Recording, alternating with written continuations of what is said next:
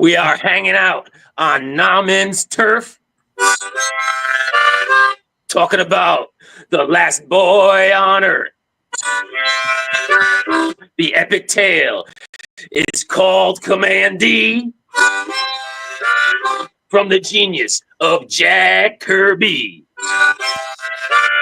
His cut-off jeans are pretty whack. So let's start at issue number 1 and end with OMAC.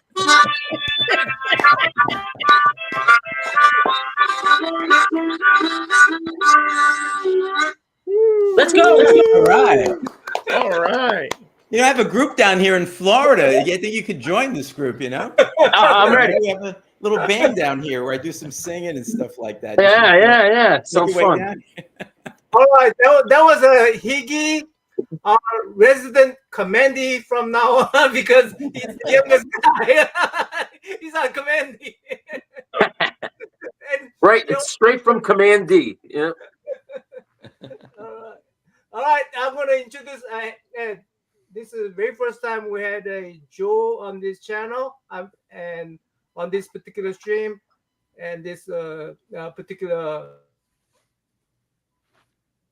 Joe, this is Joe. Quick. Hey, this is Joe. Hey, Joe. Hey, Guys, Joe. I am so pumped to be here with this esteemed panel of gentlemen. I mean, Somebody come in? it's the dream come true for me. I had to fight off Bruno. He wanted to be here. And I said, no, Bruno, this is my turf. I'm going to do this. So thank you for inviting me. I really appreciate it. You really shouldn't bring Bruno to Naples, Joe. Just leave him up north, He comes down and goes back. He comes down and goes back. You know? But he didn't make a cover, so he's okay. He should be okay. Merog. Hey, welcome, Four Color fans. Great to be here. And yes, we're going to have some incredible speculation here. There's nothing grounded in any kind of fact here. Everything is going to be just, whatever Naaman, and his research goes, that's where we're going to sort of tail off that. But it's great to be here. I love deep diving into Kamandi, OMAC, and a few others that I might introduce as well. I don't know if Naaman has his Shazam. Okay, maybe. Okay. All right. And Sleepy, he always brings a receipt. He always brings something. He wears the T-shirt for Pete's sakes. Look at that. Yeah. And I bought the painting. And that's right. Oh, no one could beat that. No one could beat that. The Legends of Sleepy Reader. Yes. Yeah. I love Kamandi, and thanks to Naaman, I have enjoyed talking about him. The past 2 years we've been talking about a Kamandi some more. Yeah. So that's awesome. I think this is our third one that we're talking about. Right, it's our third one, and we acted out part of. Right, we did a little. Great. Last Enemy. Yeah. So I was very jealous of that. That was really cool. Experiencing the Kamandi thing. And I'm glad we brought in Joe and Higgies. We need more idiots being part of this. I'm not going to play a gorilla though. That's it. I'm not going to. Let me assure you, this is the one we acted out on. The Slippy was talking about. Last Enemy, yeah. And actually, only reason I was able to find this because Joe's video where he talked about this website where you could go read all those old comic books. Yeah. And we found out that this particular comic book is also copyright free, because it's the public domain. Right, public domain. Yeah. Nice. That's. We all help each other make these little connections that keep growing and getting bigger and bigger. Yeah. All we gotta do. So I don't think you've introduced Roger yet. Yeah, he did. He did. Yeah, sorry, never mind. No worries. Never mind. And the before I begin, quick review of what we talked about last time. Like this one, we talked about this up to this point, right? And we found out that you know, Hey, psychedelic. How you doing, bud? Kamandi is not a copy from Planet of the Apes. We agree on that, right? We all Yeah. agree on that. Yeah, definitely, I agree. Yeah, that's the simplistic version that people put out there, and we now know is wrong. Right. Only thing that he did copy was that Statue of Liberty. I will grant that, right? But The Statue of Liberty is public domain. Yeah, I've been there. You can go there. Yeah. Right. and Carmen Infantino did not come up with Kamandi. He claimed that it was his idea.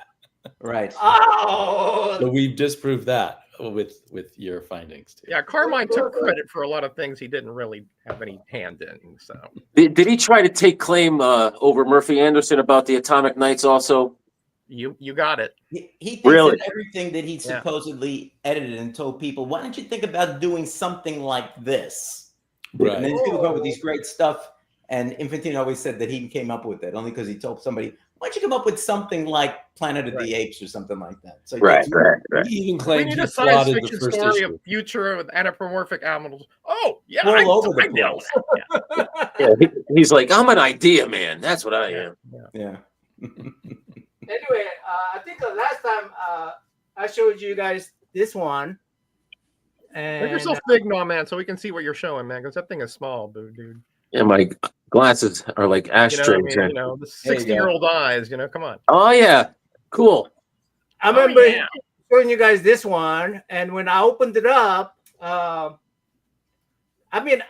just bought it not because I thought it was gonna throw me off the loop as far as what I thought about Jack Kirby's Kamandi. Yeah. I just thought, oh, another anamorphic comic, right? That's all that's what I assumed. Yeah. When I opened it up, this is my reader's copy, so I'm just going to handle it. What it showed was Jackson, you're too funny, man. let me go ahead and say hi Turn up to the chat there. Yeah. I Let me thought say it hi. was true, Jackson. Hello. Howler Mouse. Wow, that's Howler Mouse is a huge Kamandi fan. Yeah. he is. He looks like he's commanding himself. Yeah, bringing back the mullet. Nice. Looks a bit different now from that. Pizza Rat. Yeah. Ian. Hey, Beck. Hey, Beck and Ian. Hey, psychedelic. Jackson, what you call him? Jackson. Motley Crue. Yeah. Yeah. Yeah. This is he did create a YouTube comic community. I I'll go never along with- made that claim and would never. But I don't know. You got to start a rumor somewhere. Mm. Let me see. Howler Mouse was here way before, and Sleepy even way before that. So Okay, here's a Howler was talking about Kamandi before I even started a channel. I remember. Yeah, I remember. so from this way back. when you open this book up, you see this right here. I don't know if you can see it. Can you see it? Why? What's it going on there? First what's presented that? wherever. Yeah, reprint. Oh, it's saying the reprint credit. Yeah, I Yeah, can't reprint see credit. that on my screen. Yeah, I can't never see it. mind. It's not Let me live. take it back to. We'll take your word for it. Just No. read it. Anyway, it says in there. It says in there, 1953 by. This was a reprint. All right. So, and when I read inside, How you doing, Brian? when I read inside, Shazam goes to what year is that? He goes to year. It's like 40,000 something. Yeah, he goes to year like let me see. I mean, 80,000 or something. Yeah, it What- was way in the future. Yeah. way in the future. It's sort of. I think they were more scientific than these Planet of the Apes. For instance, Planet of the Apes had like 2,000 years difference between when they landed on the planet Earth. You know, Mhm. Mm. this one is like you're actually giving animals to you know, what do you call it? Yeah, more time to change and adapt to their environment. You know, you evolve, right? Right. Yeah, so Hey, Christina, welcome. and he faces these rats, and human beings are more barbaric than the rats are. Yep. Yep. So this is a before. I mean, he's saying this is before, even before Kamandi came out with this kind of story. Oh, way before, yeah. Way Yeah, before The Last Enemy, too. yeah. So Right. I thought that was it. Okay, well, I mean, you know, I just assume, you know, at best, it may have inspired Jack Kirby. Well, yeah. And then we say, hey, we're gonna, Roger said, we're going to talk about OMAC. And I said, okay, I'm going to start reading OMAC. And I read OMAC because you guys want to talk about OMAC, right? Sure. And when I read OMAC, I had to, because the story, something about OMAC was so familiar, I had to dig backwards into Shazam books. You know, let me see if I can find the Shazam book. Thank you, Christina. I actually had to dig it back to very first issue. So this is not a first issue. It's just a, what do you call that? I wish it was a first issue. That would be nice. But, it's a reprint. But Right. Alan Light reprint, maybe? go all the way back. And what I found for this discussion is, I mean, I'm just going, so, yeah, I mean, I'm going to reveal more later on, but I just want our gentlemen panel here, I want them to go over their stuff, and I'll see if these things that I found will come up in this discussion. So I'm going to go ahead and let the next guy talk about this. Now let's see. Hercules Unbound. That series came out in when? That came out in like 75 or 76, right? Right.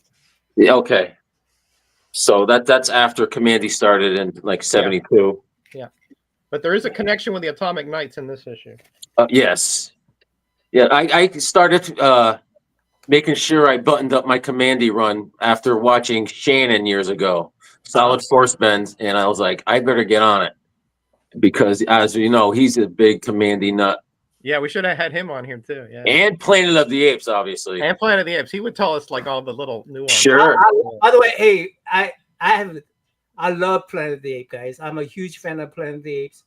Just because I'm Kamandi fan, don't mean I don't like Planet of the Apes. Just let that be known, okay? Now you took the movies because I've never read a Planet of the Apes comic book, but I've seen most of the movies. I think Right.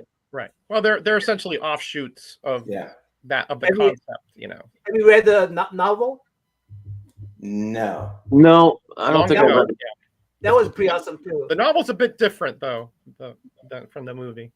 You know, right? I read an excerpt from it, and then I did take a look and see how it actually ends versus how Planet of the Apes ends, which is actually probably a better ending in some ways. I think, without giving it away. Yeah, without giving it away. Yeah. Yeah. Do you know the screenplay was written by Rod Serling? No. Yeah, Rod Serling. Rod Serling. I read that too. That I think that I've heard of it. He wrote the screenplay for it. Yeah. I mean, to me, that explains the ending for me. Right. Yeah. Rod Serling's great at the twist endings, so he put that twist ending in there. That makes sense. It does have a Twilight Zone kind of ending, you know. Just all of a sudden, you see the Statue of Liberty, you know you're on Earth. Yeah, you're like, wow. And it changes the whole story. And it changes everything. Yeah. Yeah. That was. I mean, that's like, to me, that's like I don't know if you guys watched the movie The Sixth Sense. That's like, it was to me, that was like that. It just what? Just when I first watched it, I'm going. Yeah, it just turned everything that went into the movie up on its head. You know, Yeah. it just upended everything. You had a premise that you thought was what you had. You know, you thought it was established, and it just flipped it on itself. Right. Yeah. Yeah. I'm kind of new to the whole Kamandi thing. I had told Naman that I had collected Kamandi, but I really only have like numbers 1 to 22, and I probably read through like 11, 12, or 13 before I came down here and left everything up in New York. And I'm missing probably around 20 of the issues, which I've been just collecting as I go along. If I see them and it's one that I have my little CLZ app on my phone. And if I see it, I've opened up and say, do I need this one or don't I need this one? You know, but I have to say, one thing that I really enjoyed from reading those first 10, 12, whatever, 13 issues that I read was, the artwork. Yeah, that's, that's King Kirby artwork, and so, I mean, it looks like everything else that he does, but he didn't do too much of this. But what I always liked about Kirby on Marvel was his splash pages, where he had like either one whole page on the side or like across to the next page. Yeah, or a double page spread. He would just put so much in there. You could watch that. You could look at that for a long time. I don't remember. I could be wrong. I don't remember seeing that in the Kamandis that I read. But of course, there's plenty of issues I haven't read yet. There are some, but not as many as many. stated in Hey, the Joe, I got a question. What's the address in New York where your comics are? I got when I was young and I read my first Kamandi comic book, it was not like we were talking about earlier, Joe and Naman, about the Kirby art. Kind of, I didn't have the appreciation really. I just thought it was kind of odd looking, but Kamandi itself, the story, it gave me anxiety as a kid. It really did. And later in life, like in the past 5 years or so, I got the same anxiety reading stuff like Tor, from DC. These kids that are they can't get a good day under their belt. They're just tortured day in and day out. I was like, this is a nightmare. And it definitely gave me anxiety as a kid. But, I pushed through. And I definitely have the appreciation of it wasn't soap opera stuff, I mean, it was no. It was essentially he just survived one day to the next, right? And it was one encounter and one obstacle after the next that he had to surmount. Yeah, and that's what made it so exciting in a sense, right? Because you were the last boy on Earth. Think about that. I mean, you had the mutants and you had the anthropomorphics, but you were the last survivor from the old times, right? Yeah. And he had a mission that he wanted to take, and somewhere in the path there, it went way astray. Because once Kirby left, then you can say, hey, this is not the original vision, like what happened over here in issue 50. Yeah. Was that Kirby's original vision? I doubt it.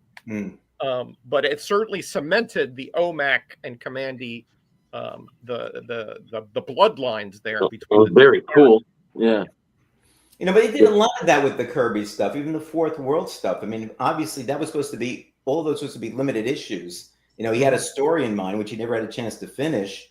And then you end up having them, picking up the Fourth World people, and suddenly they become part of the whole, DC universe. And, obviously there's some good in that, because of some of the baddies that are there, but you never know what his story is. And that's one of the things that I always felt bad about with respect to his time at DC was, he wanted to be an editor. He started a lot of these with the idea that he was going to hand them off to other people, whether it was his assistant or Ditko or whoever. And he never got a chance to really fulfill that. And so the one thing I liked about Kamandi that I had read was the way he set up the issues, where he had these chapters, and that's when like something significant would change. And it could be just a 2 or 3 page chapter. He had a 20, 21, 22 page issue, and he'd have, 4 chapters, 5, whatever within that. Yep. And so he really tried to make it so you understood what was going on. And, you know, as I read through that, I kind of enjoyed that idea because I kind of knew that he was telling me the story through these individuals that were there, and he's trying to lead me along based on the way he put these together. You know, how do you go from hating Kirby's art and becoming most jealous because somebody else has awesome painting in his background? I mean, I never liked Kirby's art. So Hey, Greg, now welcome, bud. I'm so jealous of Sleepy's painting over there. Yeah, that's awesome. Absolutely awesome. Yeah, That's- man. There you go. I want to say that might be better than the original cover. Looks good. The shadowing is just a little deeper, you know. Yeah. Yeah. Well, it's kind of a little bit of painterliness added to the original. Absolutely, it's got its own personal touch. Right. Yeah, it's looking big. Look at that. Look at that. That's terrific. So, you know, if we can even talk about that issue. Isn't there kind of an argument between you and Naman about what the significance of this issue is? Or am I wrong on that? Probably you're right. You know, I mean, I think Nauman's like, well, he didn't really want people to associate Kamandi with the normal DC universe, Right. you know, but he threw that issue in, right? Right. So was this really Superman's suit, or was this a Superman costume left over Right. from the That's before right. the disaster? It looks like it It's looks never like it clear, could right? fit a gorilla. That's all I'm saying. Never clear, but it's pretty sturdy. Yeah, it's pretty sturdy, like Higgy said, because it fit a gorilla about 3 times the size True. of a man. So Well, but you know, And it's lasted through all these suit. disasters. If it was his true suit, it would probably expand and not break to fit a gorilla. You know, True. and so But that's never been tested, right? it's speculation. That's what we're doing here. Even when Kamandi went through the fire with the suit, fire really never touched it to prove that. Oh yeah, he survived the fire. You know. Yeah, he was very careful about that. And it made it through the apocalypse. What was the apocalypse? What was the The cause great of this? disaster. The What great was the- disaster. Do we know anyone? Was it natural? Comic? Well, Was it caused by Dr. Scuba? Dr. was it- Scuba, right? Was it caused by Dr. Canis? Yeah, Dr. Scuba is the villain in the last OMAC story. That's Bobby right. did. right. Yeah. And he had the power to suck oceans away. Yeah. I could see it being Dr. Scuba. After the oceans finally get released, it would explain why the geography of everything is so changed. Right. And why there's such like the regions there's the fire regions, which there's absolutely nothing, no moisture. Yeah. And the I land don't know if masses you have want to show changed. this map, Naman, about the changed world. Yeah. So there's land masses and oceans in different places. it looks like Naples, Florida is gone though. I'm not sure about that. Well, I think we got some time, Joe. Yeah, I think your part survived, Joe. Yeah, Your I part think we got some survived. time. Yeah. Joe will be the Alan Mouse last. is saying Joe that- will be the last boy on Earth. Yeah, that's right. Alan Mouse is saying that there was an issue with Superman that explained how the suit ended up in Kamandi. I don't know what that is. Oh wow! Can we talk about that? Well, there is this issue where they met through time travel. Right. What book is that there? This is DC Presents 64. Right. And what's interesting is that he calls him the mighty. Kamandi calls him the mighty one, like he Right. did in Kamandi 29, Right. and You know, and show he that book again. recognizes him as such. Now, this was written, I think, by Carrie Bates. So again, you know, this is a writer's interpretation of what occurred. Yeah, it's like that's what the thing I wanted to mention was that I see that cover, Roger, real quick. Sure. So this is the Yes. Yeah, I read that. Yeah. Yeah, I read that one, vaguely remember that. That's right. but this is not necessarily what Jack Kirby wanted it, right? Yeah, Right. we can always go back to that, of course, because once he was off, then DC had the rights to Kamandi. You know, back then they didn't have the creator rights that they do today. Right. So they could do whatever they want with him, and they And wanted to put as many characters with Superman as they could, and Kamandi, and he was in Brave and the Bold too with Batman, but that didn't really move the needle as far as recognition or anything like that. The reason way I interpret the Kamandi, I mean this particular issue, not because just this, but it mentions in this story that this is a comic book story, right? Right, and they show him reading an issue of the Demon. Of Demon. Yeah. Right, so he's in a world where the DC comics exist. Yeah. Right. Right, which makes it more like our world. Yeah, in the story, that Demon happened to be Jack Kirby's in the title, even, right? Right. Exact copy, and there was no, it's not a variant cover or anything. It's just exact copy of Demon. No, And it's also he's advertising one of his comics, not man, in the issue. That's what. Right, but I got something to say about that. All right, take me off here. I'm nervous. You. All right, put me on. So I have to step back. So I have something to say about that. Now I know a lot of us here collect older comic books, right? So I got comic books like with the A-Team. I got comic books about real people that existed. Like I got a Mickey Mantle comic book. I got this. So what's to say that the Demon actually existed and was simply a comic book about an existing character? Right. You actually, right. So you don't really know, Damien. That's right, Damien. It could be like my Mr. T comic book. That's right. Right. You tell him. Right. It's very hard to prove a negative, Joe, as you know, being an that's why okay. But, I'm a lawyer, right? Plus, So if we're I'm in, presenting that as my position. What if he finds a Kamandi comic book? People will look at the spirit of the, there may be an anachronic comic guy in there, and we don't know. I'm hoping. Because it hasn't been disproved, right? So now the fact that a comic book could survive that long and through the Great Disaster means that a costume, a Superman costume that's just a regular costume could have survived. There you go. It wasn't a graded comic. It was book. in the bunker and under optimal conditions. Then listen, pulp degrades for sure, but I mean you can slow the process, right? And it catches fire very easily. I wouldn't know about that, Damien. I wouldn't know about that. Wait till the Great Disaster comes. You're going to appreciate. So that means the Cataclysm wasn't fire, because that would have ruined the comic book, and it wasn't a water. It wasn't a flood, so that would have destroyed the Superman comic. 295. it's And a kind of I've heard about kind of radiation that I'm helps sorry. comic The books DC survive. database. Yeah. It says Superman loses his costume in a battle with Father Time and must travel 1,000 years into the future to fight for it with a caveman who has claimed it and who has all Superman's powers. At the end, Superman is returned to the 20th century with his costume by Father Time, who is revealed to be Xenophobe, a Green Lantern, in the 30th century. So I'm not sure. I mean, it's just a small, blur. I'm not sure that it does much. It doesn't have.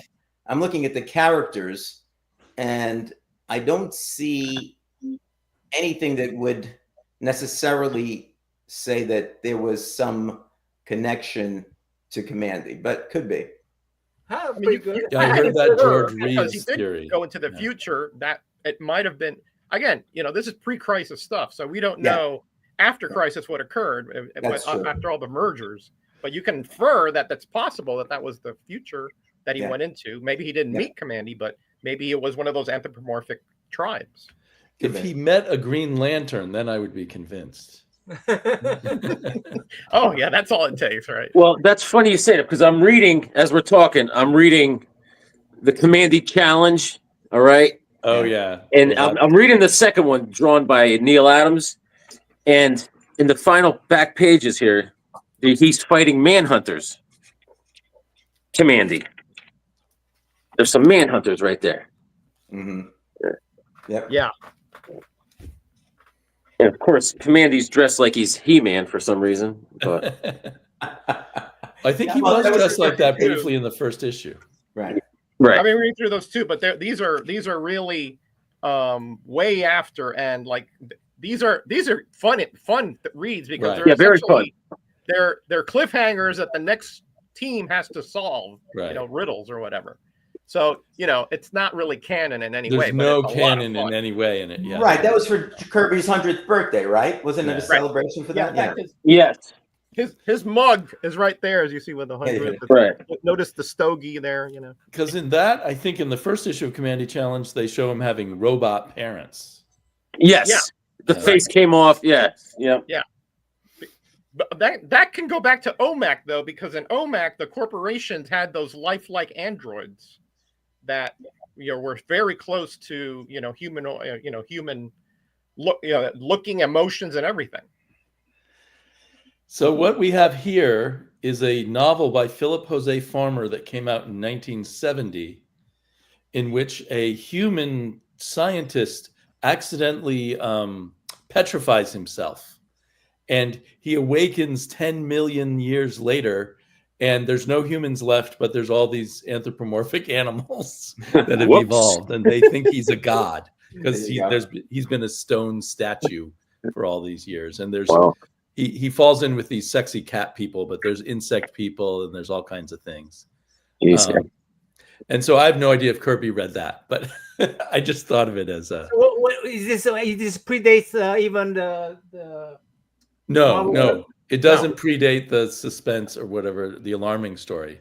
This is from 1970. Right. Yeah, So it would have been Kirby was a big science fiction reader, so he might or might not have been aware of this novel when he started Kamandi. Right. Wasn't the alarming story in the late 50s or something like that? Yeah. in the 50s. Yeah. So it's not, I'm not saying it's anything that got copied, but it's possible that Kirby saw this and it stirred up more ideas. Yeah. Another connection, while I'm being the demanding one, another interesting sort of precursor is in Thor. You might remember the High Evolutionary. Yeah. Yes. He turns animals into human-like I remember that. creatures. There's Howard the the Knights of Duck. Wondergore, Yeah. and they get revealed to be all of these lions and tigers and Yeah. other creatures. And bears, oh my. And Yeah. and eventually one of them, becomes like the devil, the man beast. Yeah. That reminds me almost, Damien, of Captain Victory. He had a lion right. friend. Yeah, Yes. that's right. Yep. Right. So it continues in Captain Victory. So in my headcanon, the High Evolutionary and Dr. Scuba together caused the great disaster. There you go. Animals. It was a crossover. Yeah. Yeah. Because it's all stuff Kirby created, right? He created the ideas in Thor are 90% his. And he 10% did that. Stanley. He goes back even when you think about the did with what was the Newsboys or something like that. I mean, Right, the Newsboy Legion. yeah. When you go back, he did a lot of stories with quote unquote boys. So the Right. last boy on Earth is not really a surprising title for him. No. He did that True. going back to the 40s, I think, and all the way up. Yeah.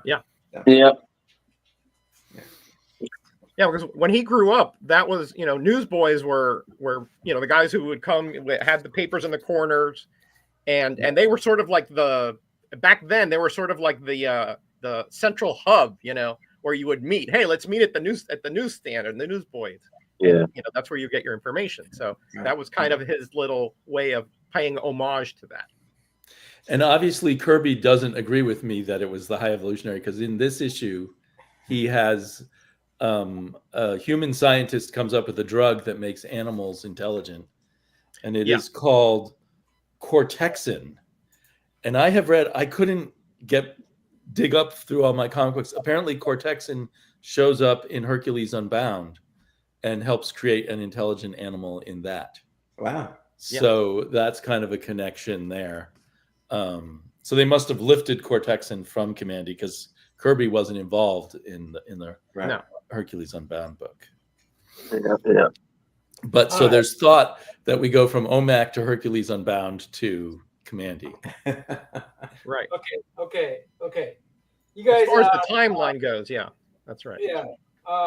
And then before that would be the Atomic Knights, because that was back in the Well, it was done in the 60s, but I think the Atomic Knights were 1990s. Oh, So that would be wow. even before, right before. Oh, that. absolutely. Yeah. Yeah. By the way, let me explain something here. Let me show you something here. Please.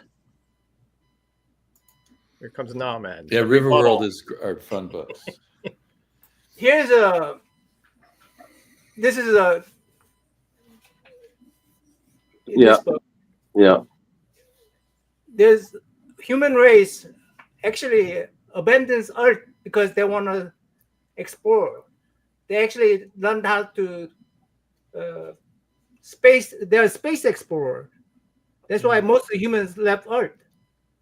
And those who left had to go through Ice Age again. And then the rest, they were able to survive the Ice Age. They flourished, whereas human was almost decimated by the Ice Age. And the smarter ones left the planet, our planet, right? So that was a disaster, their disaster, human disaster, right? And I want you to think about this a little bit. When Shazam went to this future, right? Remember, just this is a little.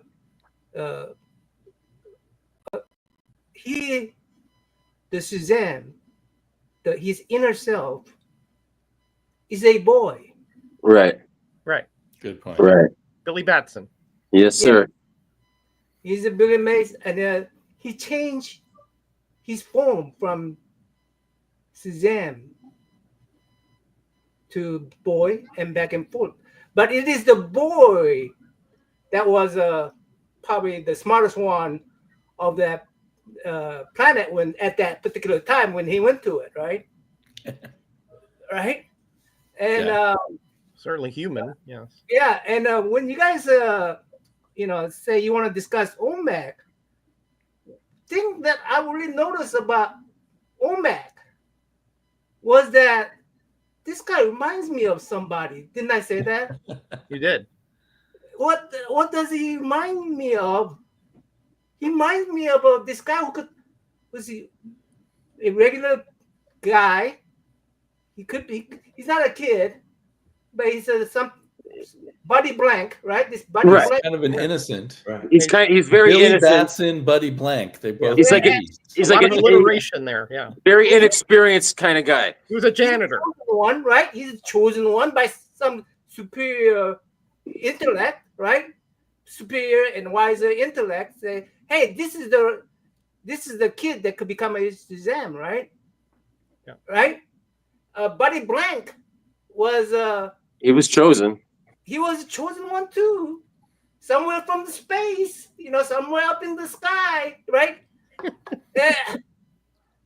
And so when I was reading OMAC.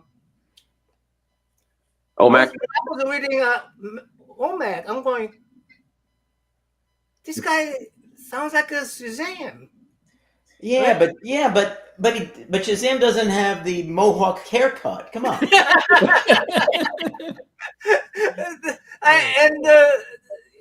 We changed from magic to science, right? Which we changed from Shazam is our magical character. Mm-hmm. This guy, Domek, is a science guy, right? Yeah, through Brother Eye and all that. Yep. Right. And reason why I went back to Shazam magazines, all the Shazam magazine, right? Because I want to find out if Jack Kirby had a history with this particular issue. Captain Marvel. Yeah, I was wondering if Jack Kirby had any connection with these guys, right? Did you find any? Because I don't know of any. Yeah, I've not heard of him being connected to. Okay. CC Beck. You guys didn't know who that is? Yeah. Yes. Is he back the main Shazam artist? Yeah. Yes. Yeah. And Billy Parker is a Shazam creator, right? And there are Jack Kirby and what's his name? His partner, Joe Well, Simon? Joe Simon. Yeah. They were hired by Fawcett Publication when this came out. When they changed it from whip to this, right? You're like Columbo. Huh? It's all making sense to me. We need to get him a trench I'm coat. still waiting for you. You're the guy who did it. You're the guy who did it. So this particular book is only a flashback, right? It doesn't have a. Let me hold on. Let me show you. Just a second. Let me find the. I wish I could do this little entry, but because I'm having to show this thing here. Let me show you. Okay, there it is. Let me see if I can show that in a present. Share screen. Window. There it is. Yeah. You guys see it? Yes, sir. Can you guys see this one up here? Yep. Yep. Well, What's it say? Oh, up there? No. You'll have to read it to us. no. C.C. Beck, Jack Kirby, authenticated autographs on inside front cover. Joe Simon's story, Jack Kirby, and you just made it too small. I can't see it anymore. Make it large again. All right. Yeah, leave it where you had it there. Joe was reading. Joe Simon's story, Jack Kirby and Dick Briefer art, C.C. Beck cover. Wow. No, So Kirby here, did spring work on it. 1941. Okay. You guys hold on guys. Let me show you next page. Okay. Holding. Bye-bye!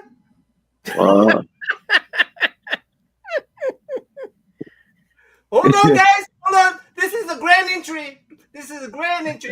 Sorry, this is a grand entry right here, guys. Okay. Oops. Yeah, you got the signatures. They're right there. What it says here? I did this story. Jack Kirby. Jack Kirby. Mhm. Yeah. What this one says? I did this cover only. I did the cover only. CC Beck. CC Beck. There's a 3 signature here, right? Yep. Joe Simon. So That is an amazing comic right there when you think about the legends that signed that. Wow. yes. That's $11,000, by the way. If you guys got cool with $11,000, you could have. We could all pull in and get that. So, I'm a 2-figure guy, you know. I'm saying is that I really like CC Beck because one thing CC Beck does is he gives himself credit, he gives his art team credit, and he just gave Jack Kirby full credit for doing that particular cover. Right? I mean that book. Yeah. Jack Kirby did this book, and if you read on Wikipedia, when Jack Kirby was hired by, they insisted that he copy CC Beck's style. So this is a Jack Kirby art in CC Beck's style. Yeah. Right? Yeah. And That makes sense. and there's a anamorphic fighting in there.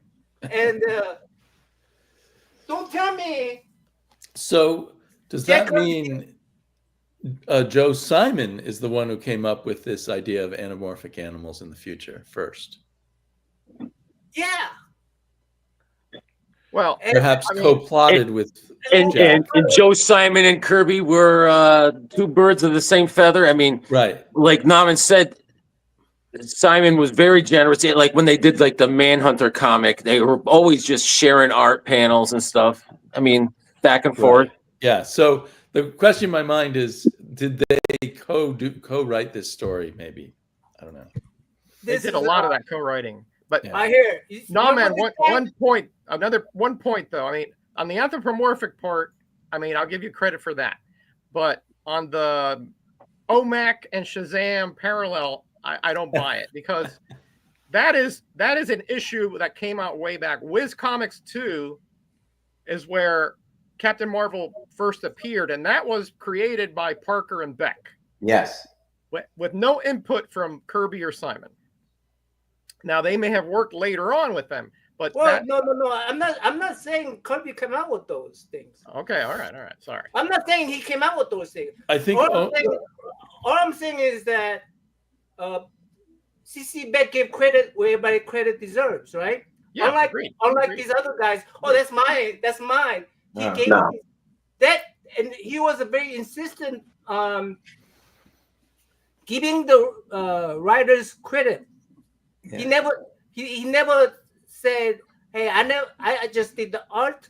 Writer wrote the stories." You know, Carmine Infantino's been dead. We should not bash him too much more. But what about the island of Dr. Moreau? That was like 1895 or something like that. Yep. And I'm thinking that Kirby, being a science fiction, and I know I've read it, and I think he probably read it too.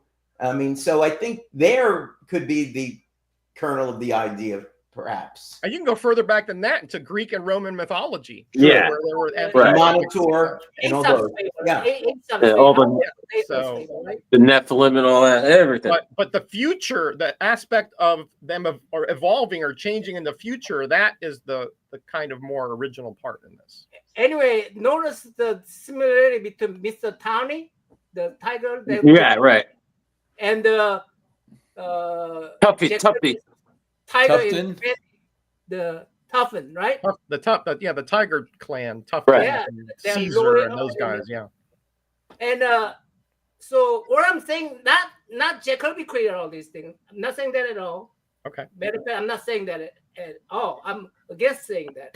I'm saying that he was influenced by CC Beck and his team, where his teams were at the time, and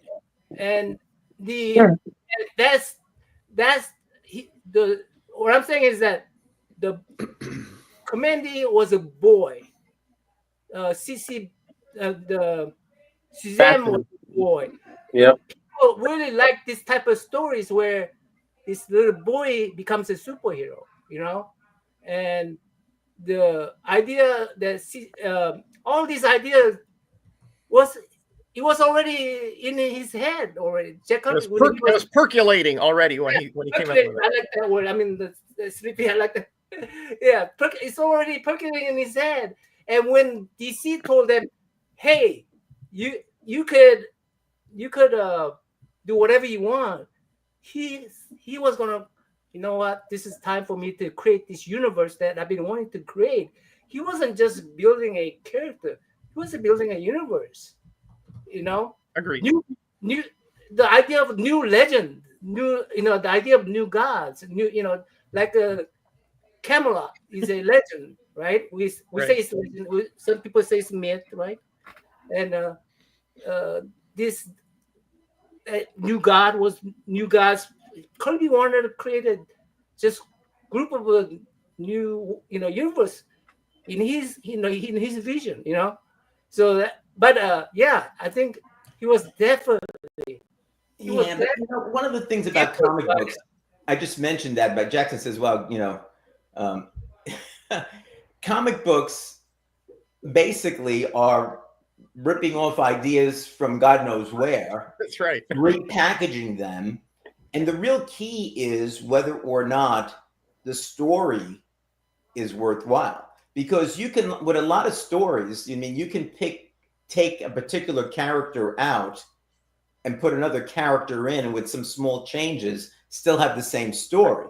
So, whatever Kirby was thinking about, whether it was, Greek mythology or whether it was the island of Dr. Moreau, or the fact that he worked on this, what was it, a one shot or whatever for Captain Marvel back in 1941 and got the, it came from somewhere.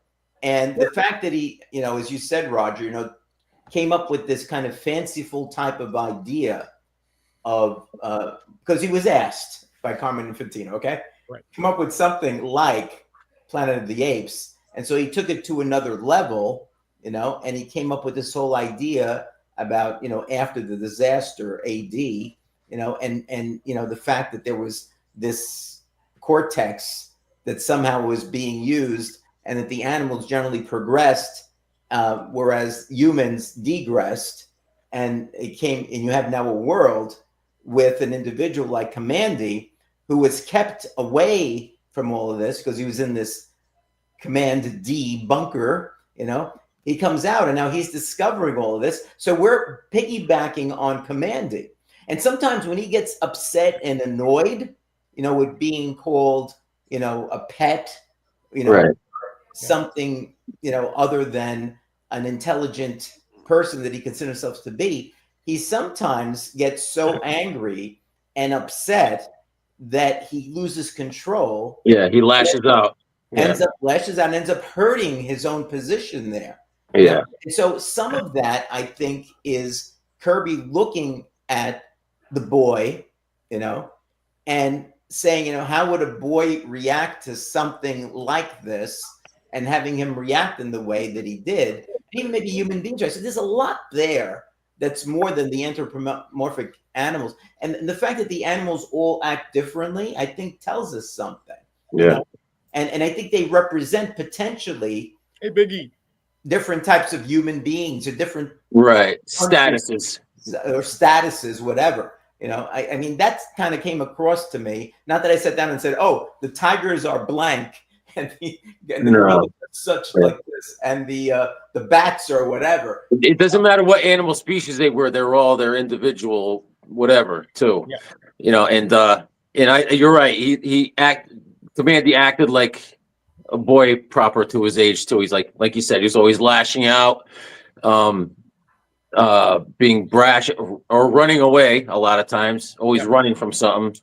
Yeah, it was very well done that way. Taking on, like when he took on that gorilla, he had no chance, Tiny. Tiny, right? And that's a very, if you're wise, you're like, okay, I'm not taking this guy on. Right.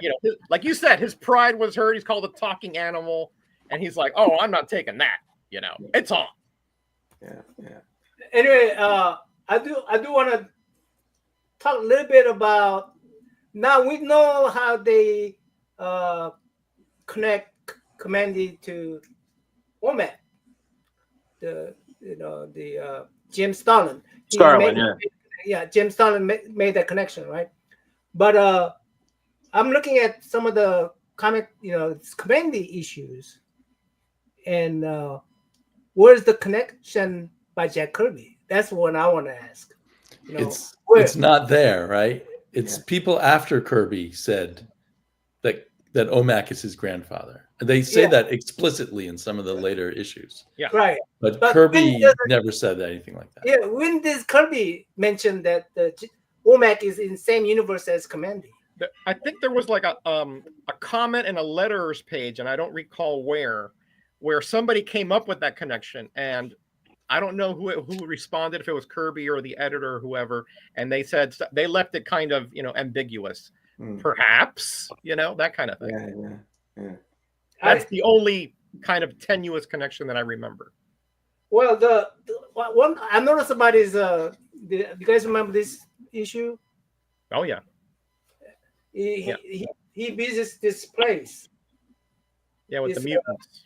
This place where, and also these mutants where they could turn themselves into superhuman beings. Is that the tracking site? Tracking site, right? Tracking site, right? And but doesn't it happened to that tracking site, right? And it has the same kind of it breeds familiarity to me. Is the tracking site and the Brother Eye, right? Mm-hmm. And the type of power they have, those guys who can, those guys remind me of a OMAC type of power, right? Right. And also another thing that reminds me of OMAC, this issue reminds me of is that I think it was 37. Let me see if I can find it. Didn't Kamandi kind of blame himself for the death of his grandfather? You know what I'm? Don't you? In the first issue, I think you're right. Didn't he say such a thing? Like he was grieving and he was blaming himself for the death of his grandfather. Well, because he left the bunker and then the animals came in or whatever. He went strayed too far. Yeah, if he came back sooner, he could have saved his grandfather. Could have saved him, yeah. Right. Yeah, So I think maybe he kind of projected his grandfather into OMAC somehow, like hopefully, like he was thinking like OMAC was in his grandfather or something. anyway, there's a one issue in here somewhere. They meet this lady who turns into who's a energy form. Pyra. The alien. Pyra. Yeah. Pyra. Remember they explain how she turns into the solid mass equals MC squared. Basically, the guy was explaining equals MC squared, right?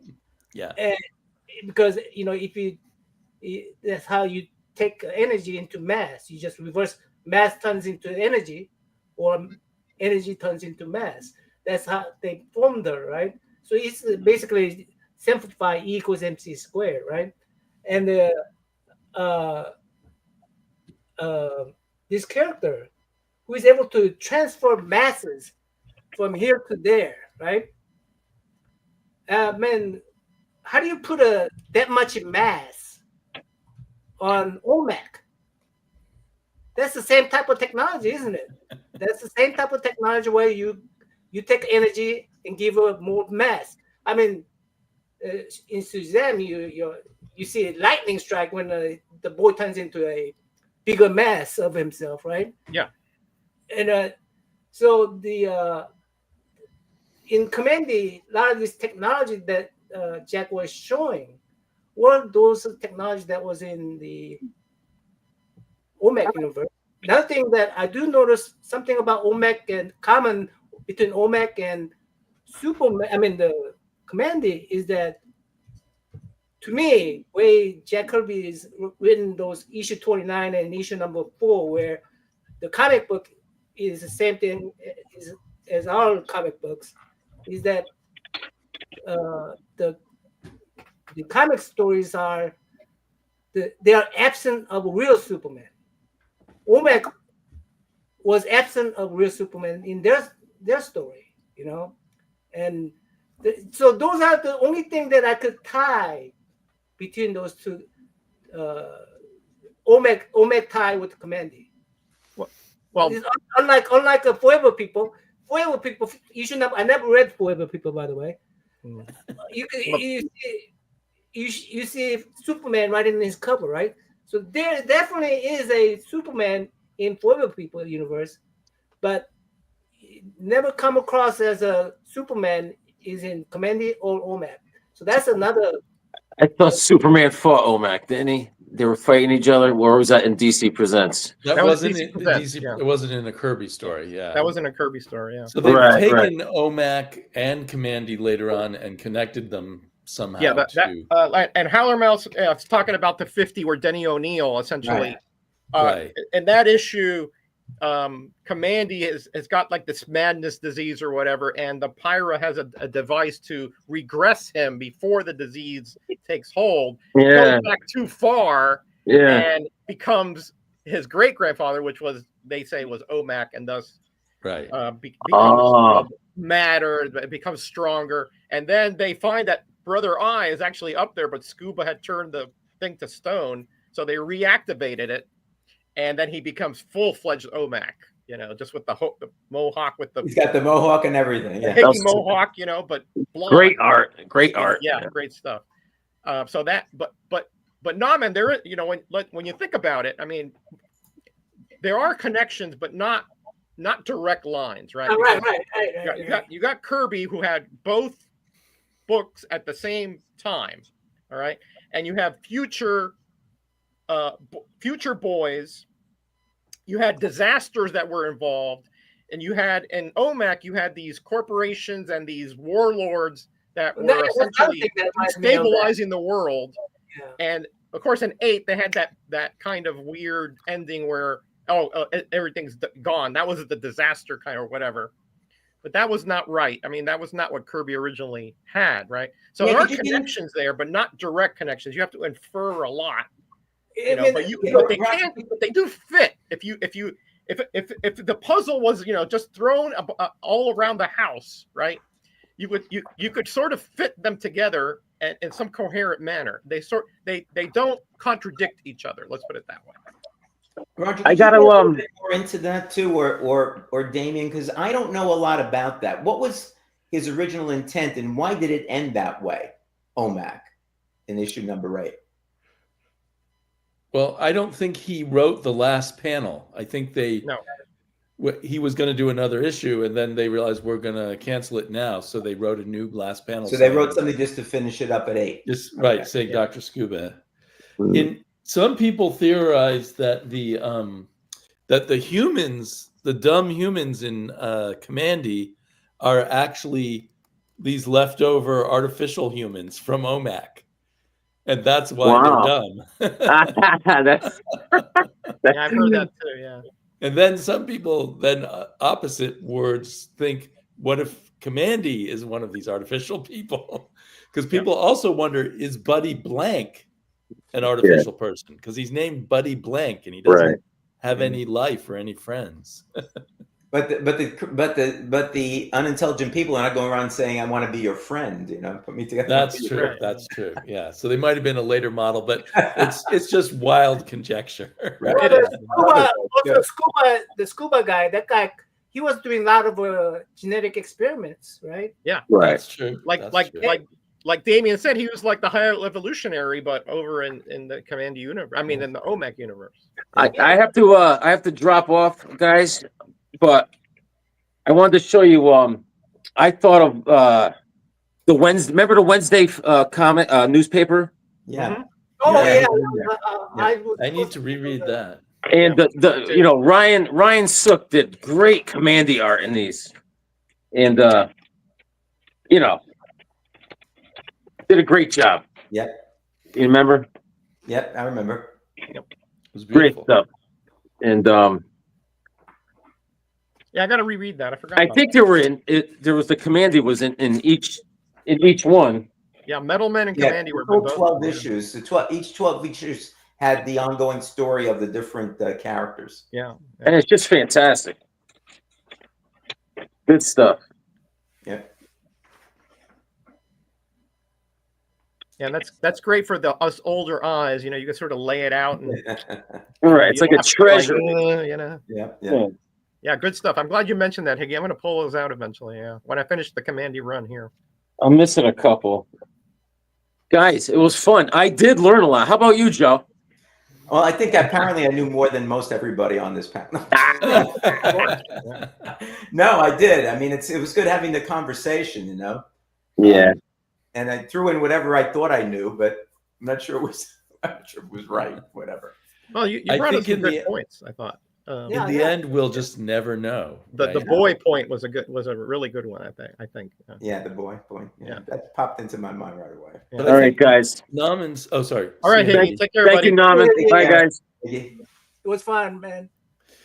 Naman, your sleuthing makes me just realize how Kirby kept thinking about these ideas and kept advancing them and making them more sophisticated over time. Yeah. And just makes me appreciate, the way Kirby's mind worked even more. Yeah, I mean, I don't think he was copying someone's work. No, I mean, definitely he was influenced by these people, and that's what makes me appreciate C.C. Beck. His style of running his art department was that he on his Wikipedia article, he says, I only did one story, and he even names the title of that story. And this is what story I did. I wrote that story. But rest of these articles are written by whoever the writer was. And so he gives credit where credit is due. Yeah, he's very strict about Unlike that. Bob Kane. Huh? Bob Kane is the biggest example of someone who took credit. Let's not get into that, Damien. We'll be here all night. But you're right about Kirby though, because even if you go back to Thor, he had done a version of Thor or whatever Thor back was it for DC? Whatever. Yeah. So there was always that thing. Who developed Thor? With Lee saying it was always my idea, and Kirby saying, "Well, look, I did it already, 10 years before, or whatever, something along those lines." So, Right.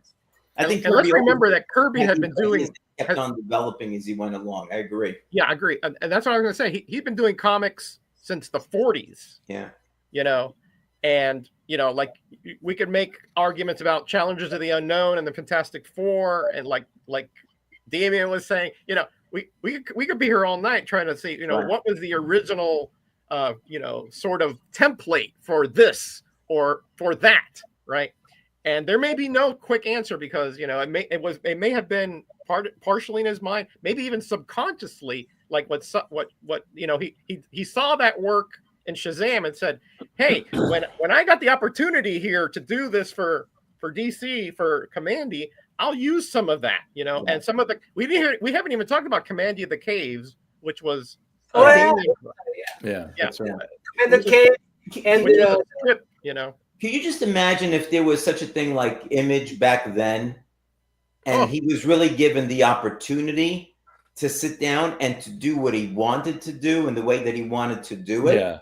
I mean, I always feel, although you can't say he had a bad run, I mean, he's considered one of the greats, even if you don't like his artwork. But one of the things about it is he always seemed to me to be in some ways curtailed from doing what he wanted to do. Because even with Lee, even though Lee would say, "Here's the idea, draw it, and I'm going to put in the words later," and all that, and he's able to do kind of this artwork the way he wants, it really wasn't his story. He got to do some of that by putting the artwork in such a way. But when you look at at the New Gods and even OMAC and even Kamandi, you just wonder where his mind would have went and how it would have turned out. And we're never going to know how it's going to be, which is really sad in my estimation. I agree. It's kind of a victory and a tragedy at the same time. I mean, yeah, and that's why he got Jimmy Olsen, Joe, because he went and said, "Give me the crappiest title you got." I love Jimmy Olsen. But video leave me alone. Let me do my thing. So that's why he took it and it sort of enveloped it into the fourth world. And Jimmy Olsen was unrecognizable in those issues. Yeah, totally different. For people who liked Jimmy Olsen previously, it must have been a rough transition. I mean, talking about the goofy elastic lad, Jimmy Olsen, then you go to some guy who is now, part of like world building and destruction. It's an amazing kind of transformation. I love Jimmy Olsen changing into all these characters. Matter of fact, I'm starting to outline a video on that because to me that was great. It was. I appreciate it now. I didn't back then, sadly. Yeah, and he did later on, as we know, with Tops and Pacific have more, more leeway, shall we say, to do, his vision kind of thing. But he was much older at that point, and didn't have the energy, I suppose, that he did earlier. Hey, gents, this was wonderful. I really appreciate it. I do want to, before we close up, give you guys, each one of you talk about this particular episode. Then after that, I want to tell you about what I want to do for next show. So we'll start with Joe. What do you thought about this particular episode? About this episode? Yeah.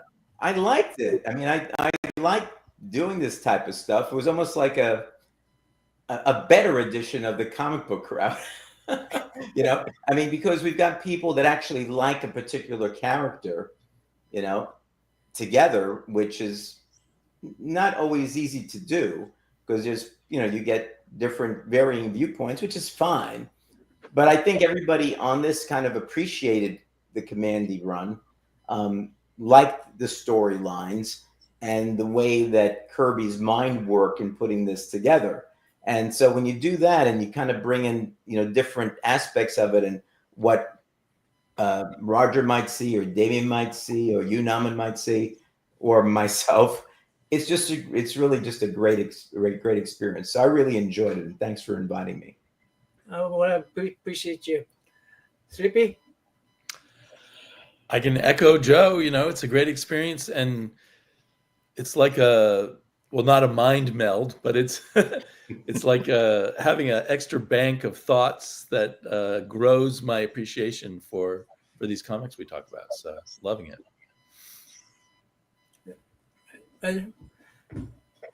Yeah, I mean, I enjoyed the different viewpoints that I didn't really consider that much. Like when Damien brought up the high evolutionary, I didn't make that connection, but now it seems clear to me. And Joe, with of course, the boy aspect, that the immaturity and how that played into Kamandi's sometimes rash judgments. I kind of knew that, but it kind of crystallized for me in this episode. And then coming up with those that Columbo deep dive into Obscura from the 40s and some signatures, and that was incredible. That was great. Nam, and I have to admit, and you have me convinced now. Before I was like a doubter, right? Now you have me convinced that there is at least some evidence that yes, Kirby was influenced by those times and those characters. I just want to say one last thing, Naman, though, because now that we've gone back and looked at all this anthropomorphic type of stuff and all of that, I'm a big fan of Captain Carrot and the Zoo Crew. So now I'm going to have to go back and read through those and see, is there something having to do with either OMAC or Kamandi that made its way into Roy Thomas's head when he wrote this type of stuff back in the early 80s? Maybe. Who knows? That's a few episodes from now, apparently. Well, I mean, needless to say, I really enjoyed this, and when I wasn't really thinking about OMAC at all, and that's everything has been kind of accident, right? The rap book I found, that was an accident, and then when you guys say, hey, let's do story on OMAC, okay, now I read the OMAC, and I'm going, all these things just. Accident make me dig back, and I'm going, what? Kirby used to work for the CC Beck. CC Beck. Then I'm learning about CC Beck. I appreciate how you two, Meryl, Slippy, that since we've been doing these things before, I really appreciate how you guys know all the artists of your comic books. I think I only kept track of like. Mike Will, Jim Stalin, those famous ones. I never, keep track of all these. You guys had to train me on what's the name? Gil Kane. Gil Kane, GK, right? You guys, and I'm going, and now, as a person who really, who likes to art, and you guys showing that kind of interest in artists, I go, how come I didn't do that? How come I didn't do that? And so I'm sort of catching up, and I'm going. And we're teaching you to be more of a nerd. That's right. You just weren't nerdy enough back then. You got to get good at recognizing each different inker. You have to earn your nerd card here. Anyway, that's so fun. I really appreciate all you gentlemen, and then Joe. I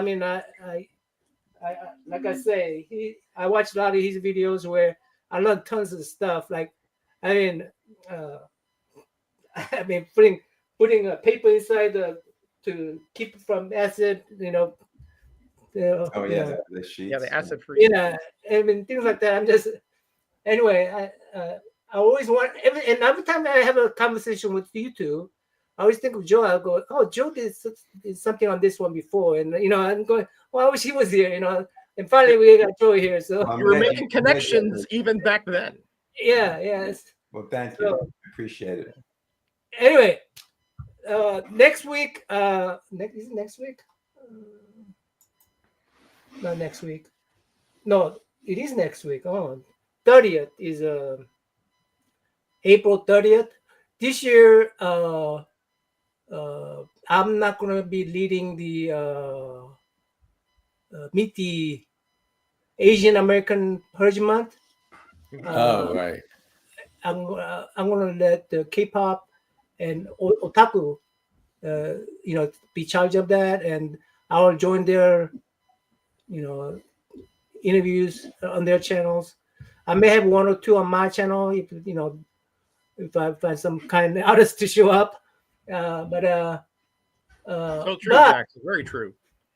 on April 30th, what I want to do is, if you guys are willing, is do a little feature story on the artists of your choice, but from 70s and 70s and below. Back.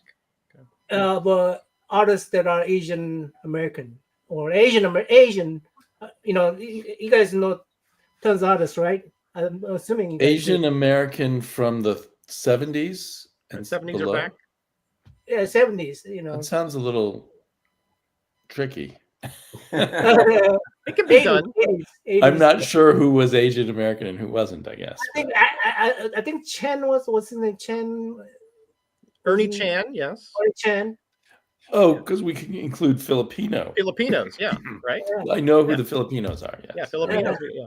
Yeah, they're Asian American. I mean, they're Asian too. So Kim Sano is Asian, but he's not American, but he's. Yeah, that was the only one I could think of. That's who I was going to do. So unless you're that's Roger's territory. Yeah, and so.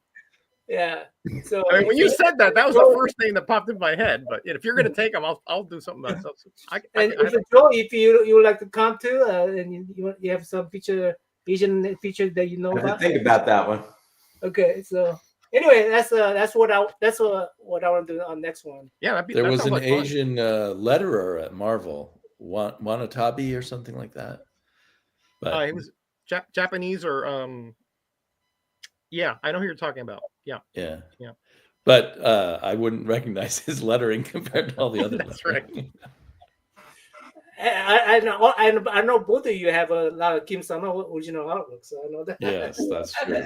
I got some here on my wall. No, I will have trouble choosing which Filipino artist to talk about, but I will pick one. You can do it, Damien. I know you can. I know. No, I'm going to ask 3 or 4 of them that Filipino are amongst my friends favorites. for some artist names. So whatever you choose, give me one of them, so I could have something to talk about. Anyway, hey gentlemen, appreciate you. And chat, I'm sorry I wasn't able to highlight your comments. Yeah, there was some great stuff in the chat. A lot of info from Howler Mouse in particular. Howler Mouse was really good. Fantastic stuff. Yeah, he knows his stuff backwards and forwards. Hey, Ulruf was there. Hey, Tony. So, hey, thanks chat for showing up, guys. I appreciate you. And I think we have to end this show because I'm running out of breath. I think I screamed too much, and my wife is getting past my bedtime. Yeah. So, anyway, have a good night. Cheers. Okay. Bye, everyone. Thanks for coming. Thanks for having us on, Naman. Yes, thank you.